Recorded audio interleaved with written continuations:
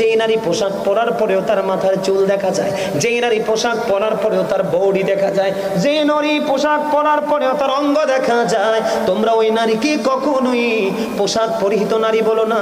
ওই নারী হলো ল্যাংটা, ওই নারী হলো উলঙ্গিনী।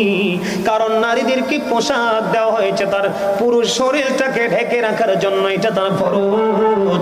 যেই মহিলা এই ফরজটাকে, আল্লাহর হুকুমটাকে মানলো না, হাদিস শরীফের অর্ডারকে মানলো না, তারা এবং আল্লাহর হাবিবের অর্ডারকে অমান্য করলো, তারা কখনোই ইসলাম প্রিয় হতে পারে না। বন্ধুরে আমার দিকে তাকান। আমার নবী হাদিস শরীফের মধ্যে এসেছে, হযরত আবু বকর সিদ্দিক রাদিয়াল্লাহু তাআলা আনহুর কন্যা হযরত আসমা রাদিয়াল্লাহু তাআলা আনহা আমার নবীজির কাছে গেলেন, গিয়ে নবীজিকে সালাম দিলেন। সালাম দেওয়ার পরে আমার নবীজি তার দিকে দৃষ্টি দিলেন। দৃষ্টি দেওয়ার পরে দেখলেন তার মাথায় বন্ধু পাতলা ওড়না। কি ওড়না? পাতলা ওড়না। ওড়নার ফাঁকি দিয়ে তার চুলগুলো দেখা যায়। বন্ধু তিনি কি করলেন?